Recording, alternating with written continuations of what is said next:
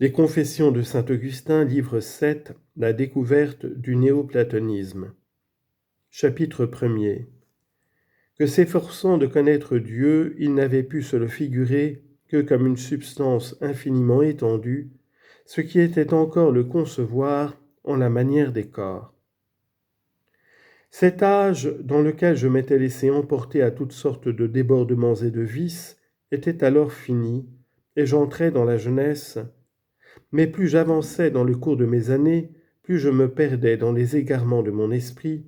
ne pouvant me représenter autrement une substance que comme quelque chose de corporel, et qui se peut voir par les yeux du corps. Je ne vous considérais pas néanmoins, mon Dieu, comme ayant une figure humaine, car depuis que j'avais reçu quelque instruction de la vérité, j'avais toujours rejeté une telle erreur, et je me réjouissais de l'avoir condamnée par la foi de votre Église catholique, qui est notre mère spirituelle.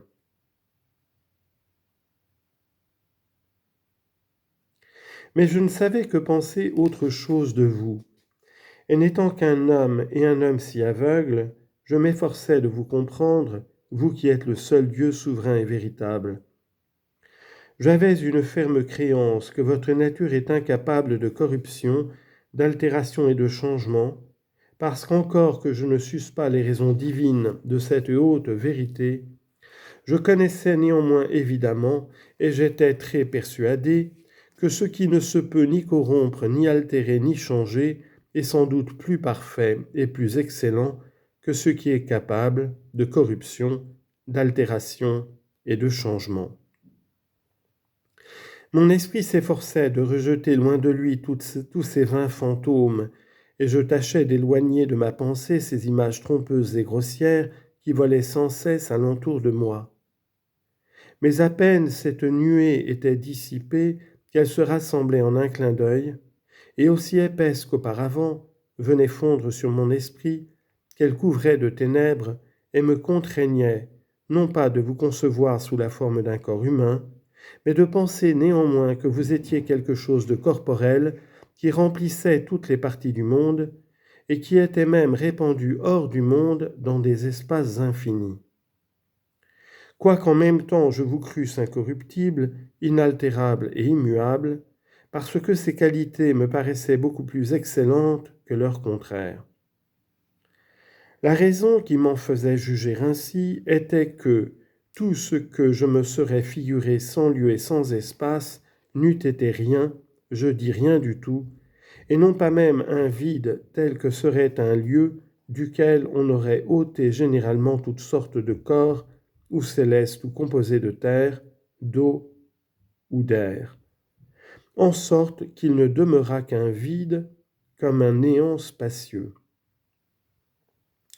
Mon cœur s'étant donc appesanti et devenu tout charnel, je ne me connaissais pas seulement moi-même, et je tenais pour un pur néant tout ce qui ne s'étendait et ne se répandait pas dans quelque espace, ou qui au moins n'était pas tel qu'il comprit ou qu'il pût comprendre quelque chose de semblable.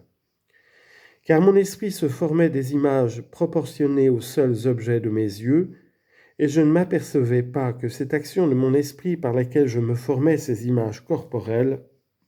n'était pas corporelle comme elle, et que néanmoins elle n'eût pu les former si elle n'eût été elle-même quelque chose de fort grand.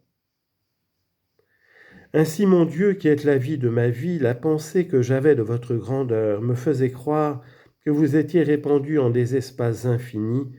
et que vous pénétriez de telle sorte tout le corps de l'univers, que vous vous étendiez de toutes parts au-delà de lui, sans aucune borne et sans aucune limite, en sorte que la terre, le ciel et toutes les choses créées fussent remplies de vous, et se terminassent en vous, sans que pour cela vous fussiez terminé en aucune sorte. Car tout ainsi que le corps de cet air élémentaire qui couvre la terre ne saurait empêcher la lumière du soleil de le pénétrer, non en le déchirant ou en le divisant, mais en le remplissant tout entier de sa clarté, je m'imaginais que vous passiez de la même sorte, non seulement à travers les corps du ciel, de l'air et de l'eau, mais aussi à travers le corps de la terre, toutes leurs parties, depuis les plus grandes jusqu'aux moindres, vous faisant place pour jouir de la présence de votre Majesté suprême, qui en conduisant tout ce qu'elle a fait, se mêlait et se répandait d'une manière imperceptible au-dedans et au-dehors de toutes les créatures. Voilà quelle était ma pensée sur ce sujet, parce que je ne pouvais m'imaginer autre chose. Et néanmoins, cette imagination était fausse,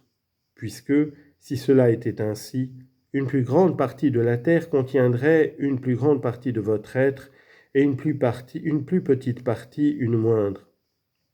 Et toute chose serait tellement remplie de vous que le corps d'un éléphant en contiendrait une plus grande partie que celui d'un petit oiseau, parce qu'étant beaucoup plus grand, il occuperait un plus grand lieu.